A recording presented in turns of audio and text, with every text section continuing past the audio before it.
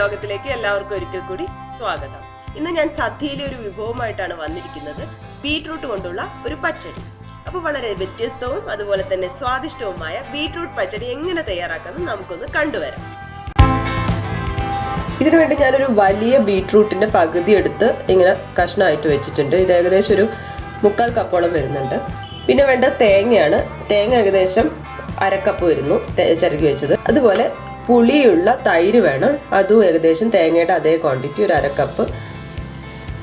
തേങ്ങയുടെ കൂടെ അരയ്ക്കാൻ വേണ്ടിയിട്ട് ഞാൻ ഒരു ടീസ്പൂൺ കടുക് എടുത്തിട്ടുണ്ട്. അതുപോലെ 2 പച്ചമുളക് എടുത്തിട്ടുണ്ട്.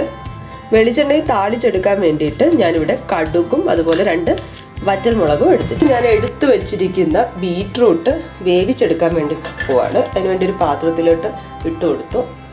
എന്നിട്ട് ഇതിൽ ആവശ്യമായിട്ടുള്ള വെള്ളം ഒഴിച്ചു കൊടുക്കുകയാണ്. ഇനി ഇതൊന്ന് വേവിച്ചെടുക്കണം. ഇതിപ്പം വെള്ളം തിളച്ച് വരാൻ തുടങ്ങിയിട്ടുണ്ട്. അപ്പം നമുക്ക് അടച്ചു വെച്ചിട്ട് വേവിക്കാം. ഇതിപ്പം ബീട്രൂട്ട് വെന്ത് കഴിഞ്ഞിട്ടുണ്ടായിരുന്നു.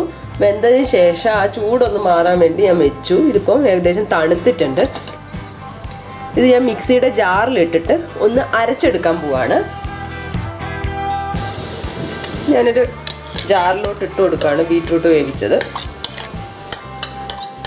ഇതിപ്പോൾ ഞാൻ വേവിച്ചെടുക്കാൻ വേണ്ടി വലിയ കഷ്ണമായിട്ടാണ് മുറിച്ച് ഇട്ടിരിക്കുന്നത്. നിങ്ങൾക്ക് ചെറുതായിട്ട് മുറിച്ചിട്ടുണ്ടെങ്കിൽ പെട്ടെന്ന് വെന്ത് കിട്ടും. എങ്ങനെയാണ് വേണ്ടതെന്ന് ചെയ്യാം. ഇത് 2 രീതിയിൽ ചെയ്യാം. നിങ്ങൾക്ക് വേണമെങ്കിൽ ഗ്രേറ്റ് ചെയ്തിട്ടിട്ട് നമ്മൾ തോരനെല്ലാം വേവിക്കുന്ന പോലെ വേവിച്ച് ഇങ്ങനെ അടിച്ചെടുക്കാതെ വേണമെങ്കിൽ ചെയ്യാം. ഇനി ഞാനിത് അടിച്ചെടുക്കാൻ പോവാണ്. അപ്പോൾ ഇത് ഞാൻ അരച്ചെടുത്തിട്ടുണ്ട്. അരച്ചെടുത്തെന്ന് പറഞ്ഞിട്ടുണ്ടെങ്കിൽ നമുക്ക് വെള്ളം ചേർക്കാതെ അരച്ചെടുത്താൽ മതി. ഈ ഒരു പരുവത്തിലായി കിട്ടണം. ഇനി തീരെ അരയുന്നില്ല എന്ന് തോന്നിക്കഴിഞ്ഞിട്ടുണ്ടെങ്കിൽ അതിന് വേണമെന്നുണ്ടെങ്കിൽ കുറച്ച് വെള്ളം ചേർത്ത് കൊടുക്കുക. അധികം ചേർത്ത് കൊടുക്കരുത്. വെള്ളത്തിന് പകരം നിങ്ങൾക്ക് വേണമെന്നുണ്ടെങ്കിൽ തൈര് കുറച്ച് ചേർത്ത് കൊടുത്താലും മതി. എന്തായാലും അരഞ്ഞ് ഈ ഒരു പരുവത്തിൽ കിട്ടണം. ഇത് ഞാൻ വേറൊരു ബൗളിലോട്ട് മാറ്റുവാണ്. ഇതിപ്പോൾ ഞാനൊരു ബൗളിലോട്ട് മാറ്റി. ഇത് നമ്മൾ ബീട്രൂട്ട് അരച്ചെടുത്ത് അതേ ജാറിലോട്ട് തേങ്ങ ഇട്ട് കൊടുക്കുകയാണ്.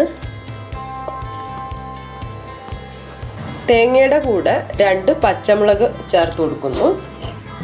അതിൻ്റെ കൂടെ നമ്മൾ എടുത്തു വച്ചിരിക്കുന്ന 1 ടീസ്പൂൺ കടുക്. ഇതിലോട്ട് തൈര് ഒഴിച്ചു കൊടുക്കുകയാണ്.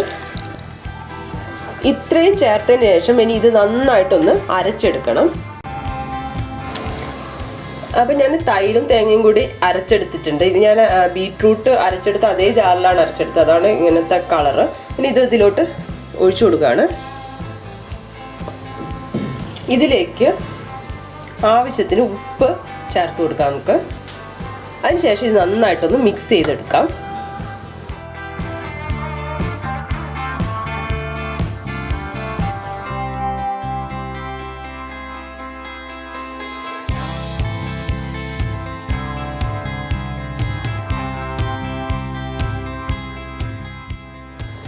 ഇത് ഞാൻ നന്നായിട്ട് മിക്സ് ചെയ്തെടുത്തിട്ടുണ്ട്. ഇനി നമുക്ക് ഇതിലോട്ട് കടുക് താളിച്ചിടാം. കടുക് താളിക്കാൻ വേണ്ടിയിട്ട് ഞാനൊരു പാൻ സ്റ്റൗവിൽ വെച്ചു. ഇനി ഇതിലോട്ട് വെളിച്ചെണ്ണ ഒഴിച്ചു കൊടുക്കുകയാണ് ആവശ്യത്തിന്. വെളിച്ചെണ്ണ ചൂടായി വരുമ്പോൾ ഇതിലോട്ട് കടുക് ഇട്ട് കൊടുക്കാം. കടുക് പൊട്ടി വരുമ്പോൾ ഇതിലോട്ട് വറ്റൽമുളക് അതുപോലെ തന്നെ കറിവേപ്പില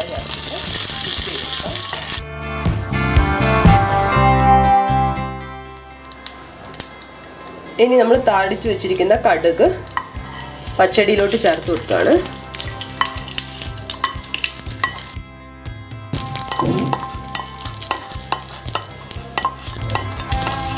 അങ്ങനെ നമ്മുടെ ബീട്രൂട്ട് പച്ചടി ഇവിടെ റെഡി ആയിട്ടുണ്ട്.